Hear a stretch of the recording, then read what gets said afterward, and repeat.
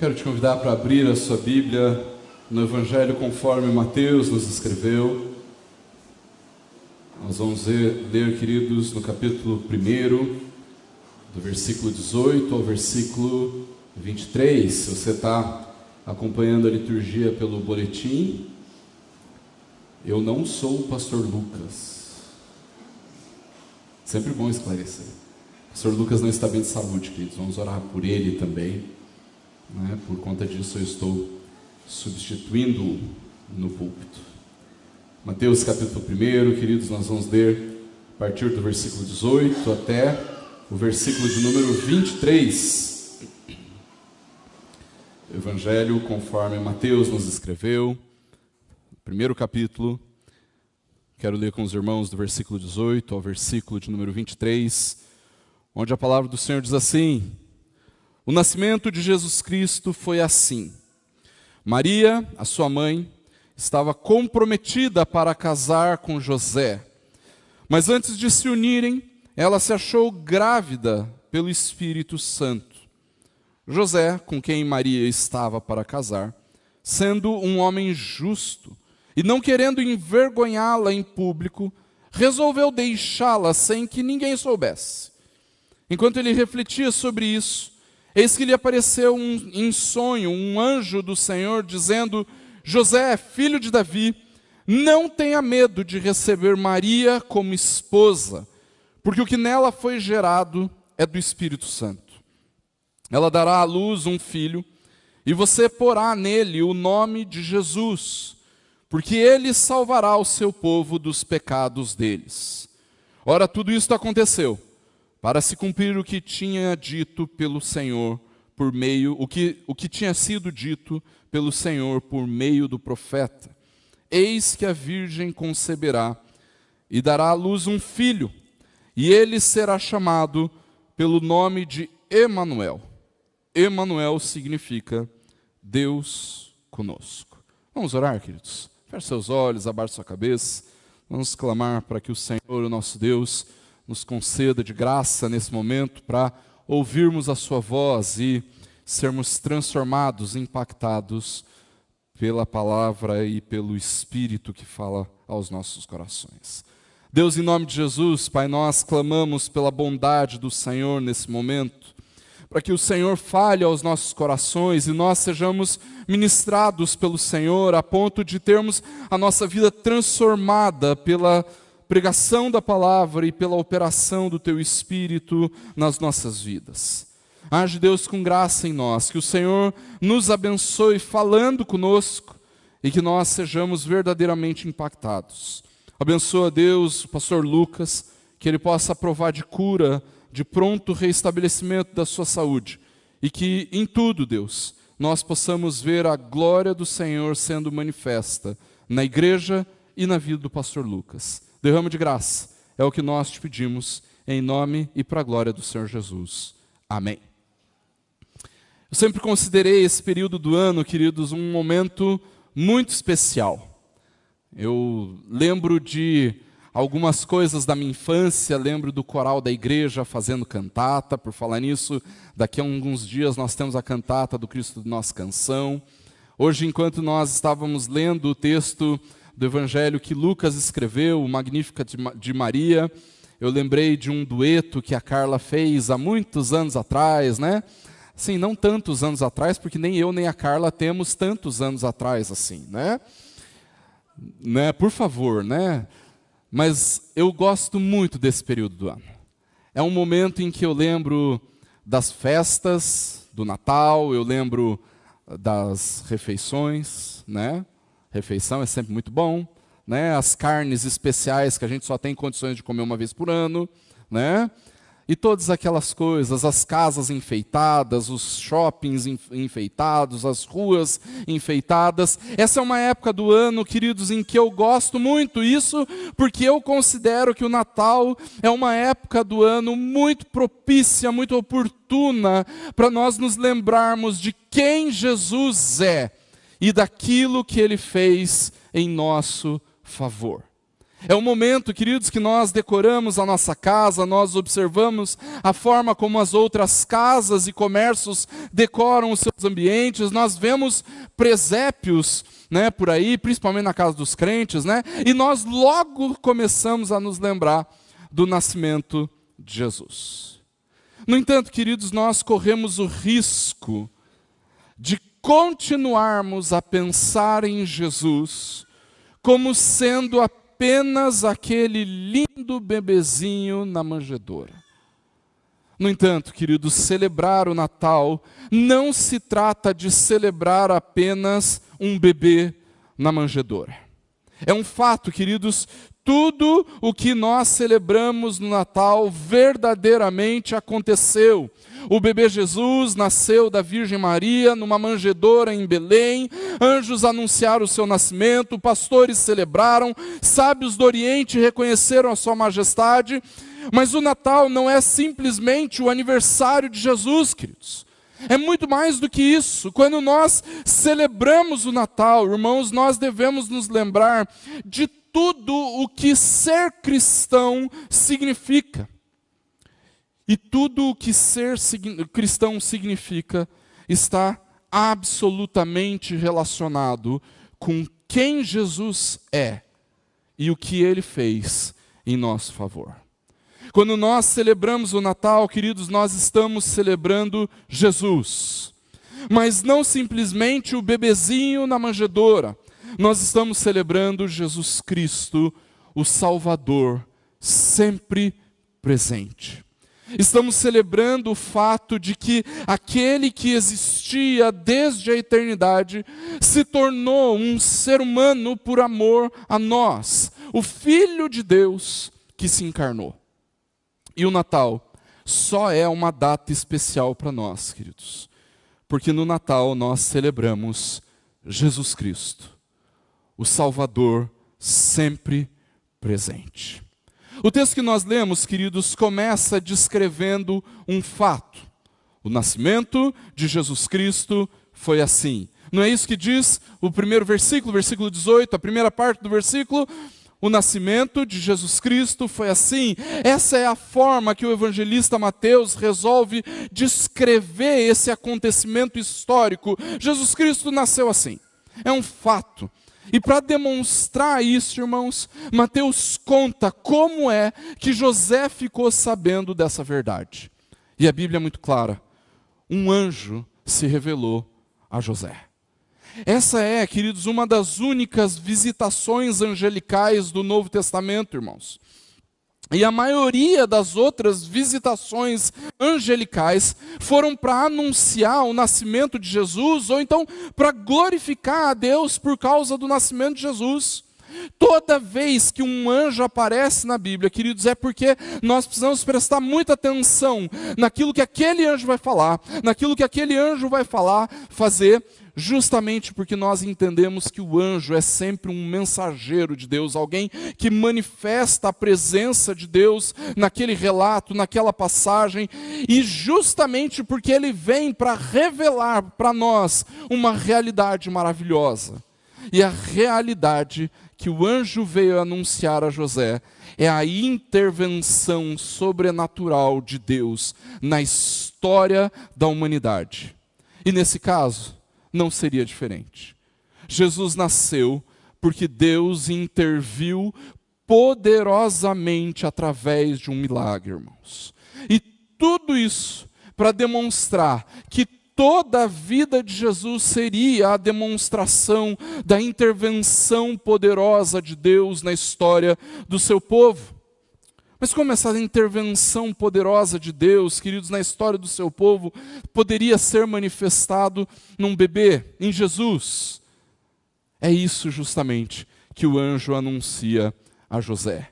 E diante do anúncio que o anjo faz a José, queridos, nós precisamos perceber Jesus, aquele que nos salva e que está sempre presente. E é exatamente por isso que, em primeiro lugar, queridos, o Natal precisa ser para nós a lembrança, a poderosa lembrança de que Jesus é o Filho de Deus, o único Salvador do seu povo.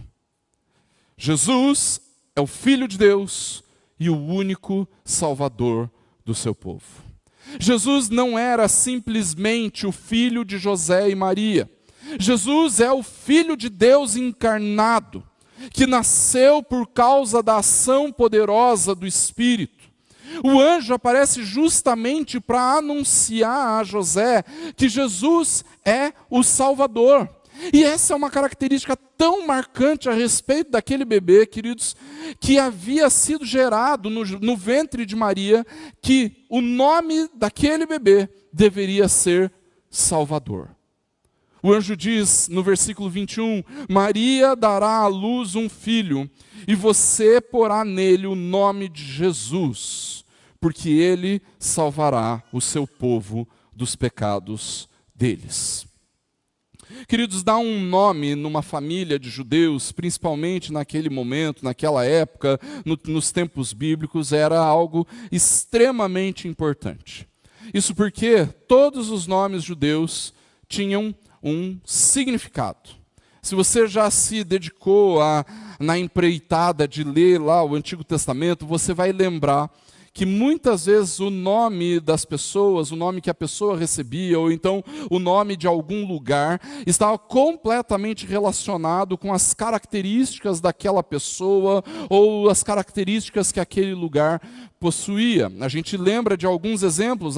Abrão quer dizer pai exaltado, se transformou em Abraão, que quer dizer pai de muitas nações, Jacó, que quer dizer enganador. Eu ainda não disse isso para os meus filhos, mas Tiago é uma declinação, né, um desenvolvimento da palavra Jacó, mas eu prometo para você que eu não estou te enganando nesse momento. Né? Samuel quer dizer ouvido por Deus. Queridos, todos os nomes da Bíblia têm algum significado. Nós lemos hoje o texto de Miqueias durante a liturgia, e Miqueias encerra o seu livro com o seu nome, porque Miqueias quer dizer quem é como Yahvé. E o texto que nós lemos, do versículo 18 do capítulo 7 de Miqueias, diz: quem é semelhante ao Senhor, o nosso Deus? Queridos, nomes eram realidades extremamente importantes na época bíblica, na época do Antigo e do Novo Testamento. Hoje nós damos os nomes por aquilo que nós gostamos, né? A gente dá o nome de acordo com aquilo que nós gostamos, do significado ou da sonoridade do nome, né? E nós damos esses nomes, alguns bastante esdrúxulos, outros bastante comuns, justamente e simplesmente porque nós gostamos.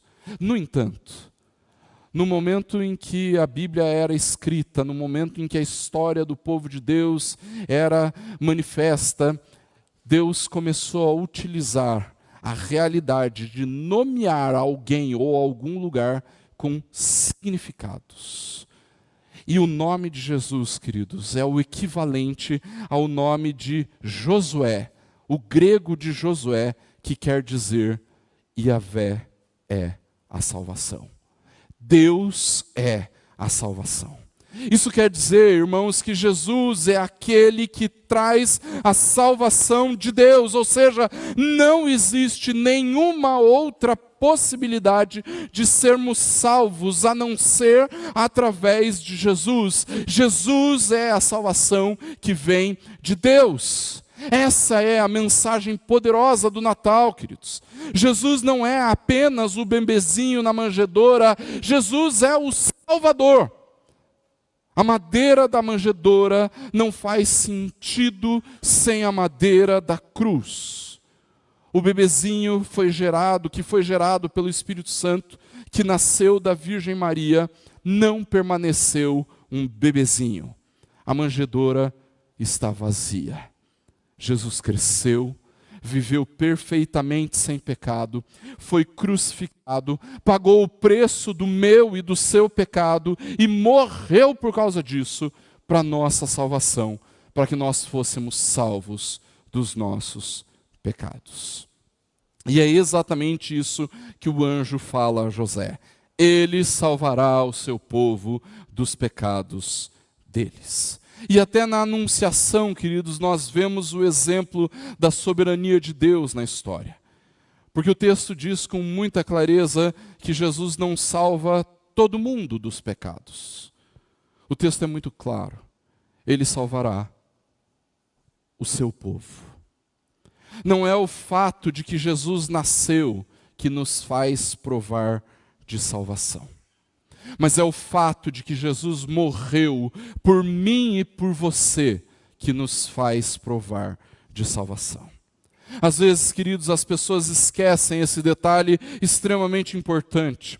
Irmãos, nós não estamos celebrando um bebezinho apenas, nós estamos celebrando o nascimento daquele que nasceu para morrer. E se você leu a pastoral do boletim hoje, você vai ver que eu mencionei uma música de Natal chamada Born to Die, que quer dizer nasceu para morrer, de uma dupla americana chamada Shane and Shane. E essa música diz, entre outras coisas, assim: quando o bebê nasceu, no feno da manjedoura, Deus viu um véu rasgado. Deus viu uma sexta-feira santa. Ele nasceu para morrer. E no final da música, Shane and Shane cantam o seguinte: hoje nós estamos aqui para celebrar o seu nascimento, mas não queremos esquecer o motivo pelo qual Jesus veio à terra. Ele nasceu para morrer. Nós não podemos nos esquecer, queridos. Jesus nasceu para morrer. E quando nós celebramos o nascimento de Jesus, nós fazemos isso lembrando que Ele morreu para nos salvar dos nossos pecados. Irmãos, não existe compensação pelos pecados. Não existe nada que nós possamos fazer, nenhuma obra ou virtude que possa pagar pelos nossos pecados, irmãos. Só Jesus pode nos salvar dos nossos pecados. Jesus é a salvação dos pecados. Tem gente que passa a vida toda tentando compensar a sua maldade, os seus pecados, tentando realizar boas obras, tentando construir virtudes e disciplina e religiosidade e ética e moral. Tudo isso para tentar apagar os seus erros do passado. São pais que tentam compensar a ausência na criação dos filhos através de presentes caros. São filhos que tentam compensar a rebeldia de uma vida inteira chorando no caixão dos pais. São maridos que tentam compensar o autoritarismo ou a omissão com um falso romantismo. São esposas que tentam compensar a insubmissão com boas refeições e casa limpa. Patrões que tentam compensar os maus tratos com salários melhores. Funcionários que tentam compensar as malandragens com elogios. Todas essas coisas só servem para aliviar a nossa consciência autoindulgente e culpada, mas que não tem valor algum diante de Deus. No entanto, queridos, existe um outro problema.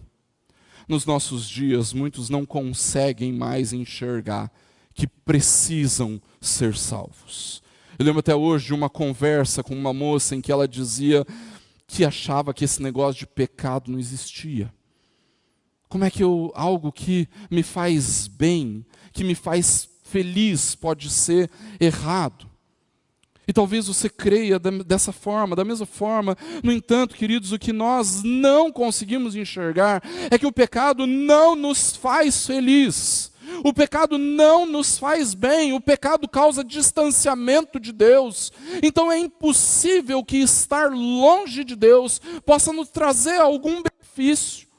E se você olhar para dentro de si e for honesto consigo mesmo, com certeza você vai encontrar alguma maldade, alguma perversidade. E sabe por que eu sei disso, queridos? Eu não sei disso porque um anjo apareceu para mim nessa noite e me revelou isso. Eu sei disso porque isso acontece comigo também. Quando eu olho para mim mesmo, irmãos, eu reconheço que existem coisas em mim que não são nada agradáveis de se enxergar.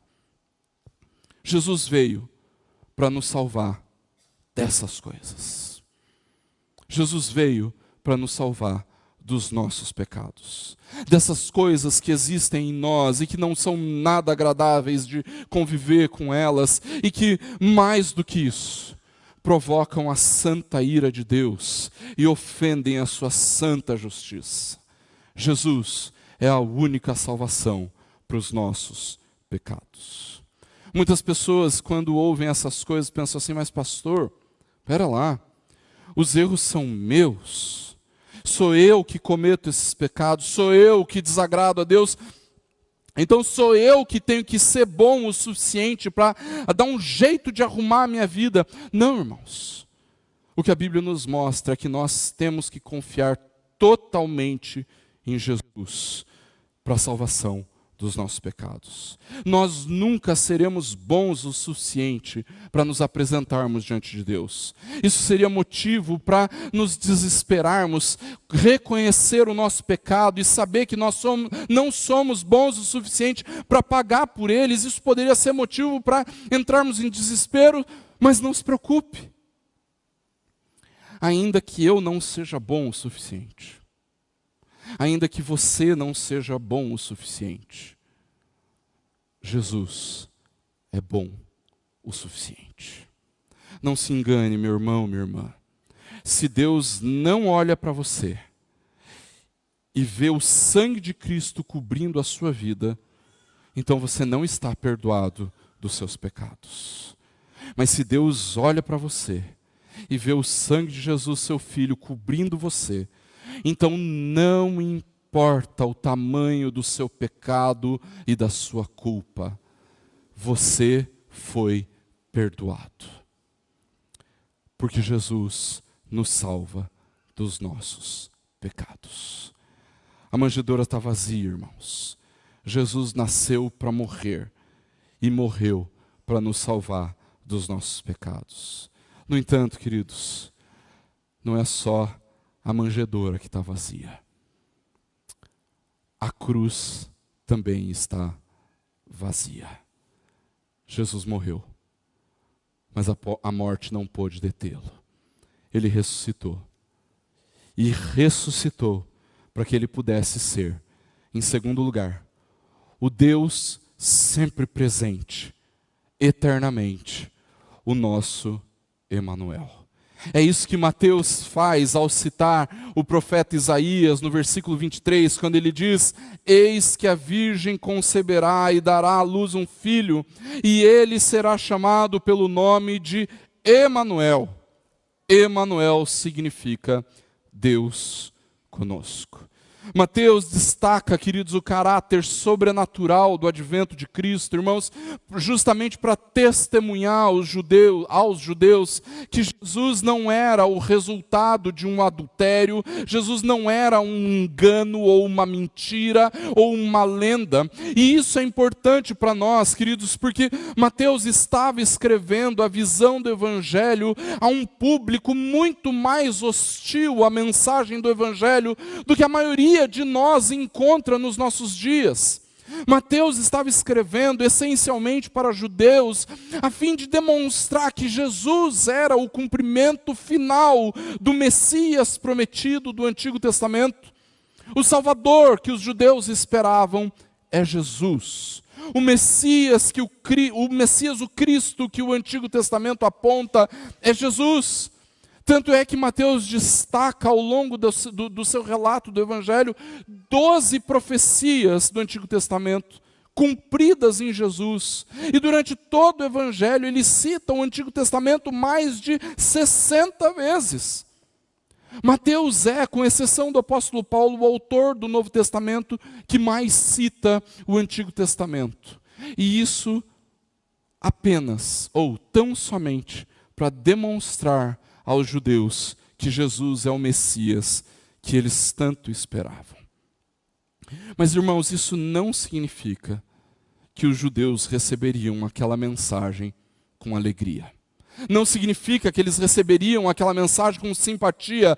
Reconhecer Jesus como Messias, como Cristo de Deus, era impossível para um judeu. Ele jamais iria admitir que o filho de um carpinteiro pudesse ser o seu rei. o rei dos reis, o herdeiro do trono de Davi. Um judeu jamais admitiria que alguém com um nascimento tão humilde pudesse ser o filho de Deus, enviado para salvar o seu povo e para ser a presença de Deus entre o seu povo. A palavra nos anuncia, queridos, que um principal motivo pelo qual Deus estabelece a sua aliança com o seu povo é para que ele pudesse dar da sua presença ao seu povo. O principal benefício da aliança é a presença de Deus em meio ao seu povo. De Gênesis a Apocalipse, a Bíblia nos mostra que o que Deus mais quer nos dar é a sua presença. Afinal, não foi isso que a humanidade perdeu no Éden? Foram expulsos da presença de Deus. E não é justamente isso que nós temos restaurado em Jesus? A possibilidade de habitarmos na presença de Deus. O que nos foi restaurado em Cristo, o Emanuel, o Deus conosco, é justamente a presença de Deus nas nossas vidas. Essa é a realidade, queridos, na qual nós somos incluídos em Jesus. Jesus é o Deus conosco. Jesus é a única possibilidade de Deus estar conosco. Não apenas somos perdoados dos nossos pecados, mas quando nós estamos em Cristo, irmãos, Deus está conosco. Uma vez que nós somos perdoados dos nossos pecados, então agora nós podemos estar com Deus, não apenas no céu, mas aqui na terra também. Não apenas depois de morrermos, mas hoje e durante toda a nossa eternidade. Irmãos, que coisa maravilhosa! Ninguém jamais vai poder contabilizar as riquezas da graça de Deus, porque Deus, por meio do Emanuel, veio salvar e estar com pecadores como eu e você. Não existe nenhum ato de justiça, nenhuma virtude, nenhuma religião que nos leve para mais perto de Deus. Nenhuma dessas coisas pode convencer Deus de estar conosco. Mas o Emanuel traz Deus até nós. O Emanuel nos leva até Deus. E assim, Deus permanece conosco. Um comentarista bíblico chamado William Hendrickson diz que nada pode se comparar ao Emanuel, que embora fosse infinitamente rico, fez-se pobre. Tomou a nossa natureza humana, penetrou a nossa atmosfera poluída pelo pecado, sem se manchar pelo pecado, assumiu em si mesmo a nossa culpa, levou as nossas tristezas e dores, foi ferido por nossas transgressões, foi moído por nossas iniquidades, voltou para o céu a fim de nos preparar um lugar e enviou o seu Espírito para o nosso coração e governa o universo inteiro em nosso favor. Você já meditou sobre isso? Você já parou para pensar a respeito dessas coisas?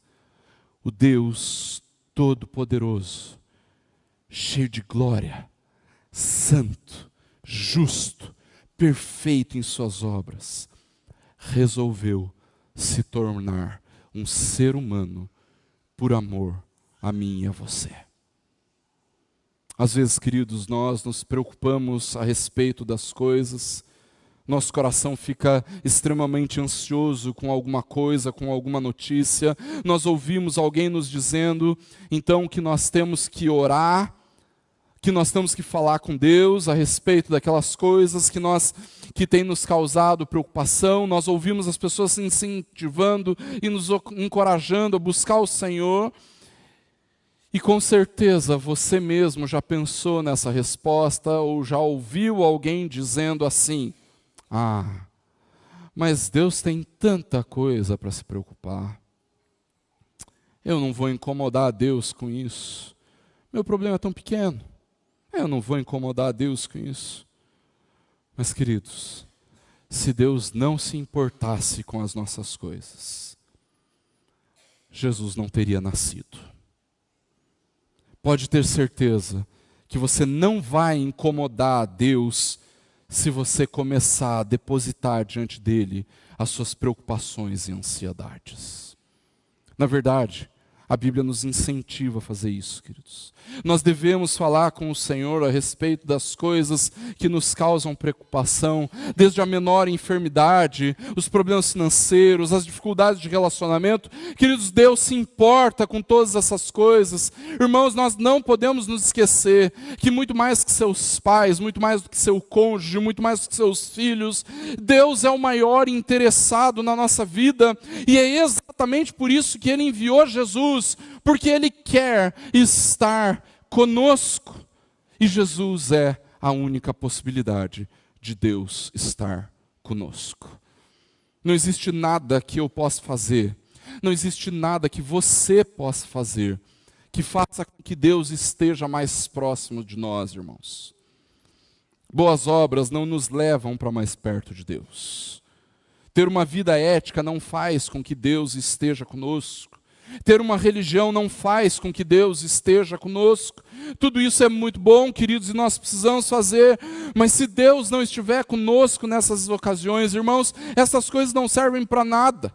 Se Jesus não estiver comigo quando eu realizo boas obras, não significa nada. Se Jesus não for o Deus comigo quando eu vivo os meus princípios éticos, estas coisas não têm valor algum. Se Jesus não for o Deus comigo quando eu estou participando da vida da igreja, participo de tudo que eu posso ouvir a respeito de Deus, se Deus não estiver comigo, pouca serventia vai me trazer. Porque Jesus é a única possibilidade de Deus estar conosco. Concluindo, queridos, a Bíblia nos ensina todas essas coisas, irmãos, para que a gente não perca de vista a grande verdade a respeito do Natal. E a grande verdade a respeito do Natal é Jesus. No entanto, você vai concordar comigo quando eu digo que a sociedade em que nós vivemos faz de tudo para esconder o Jesus do Natal, não é verdade? Quando as lojas montam as suas decorações de Natal, em geral, elas não estão pensando em Jesus. Quando as pessoas, ao invés de dizer Feliz Natal, elas dizem boas festas, indiretamente estão querendo que você celebre o fim de ano, mas que isso não precisa estar relacionado com Jesus. E veja, os programas de TV não têm mais o especial de Natal. Agora é o especial de fim de ano. É curioso, queridos. Jesus não é convidado, não é mais convidado para participar do Natal na nossa sociedade. Jesus não é mais bem-vindo no fim de ano da nossa sociedade. No entanto, queridos, nós precisamos celebrar o Natal.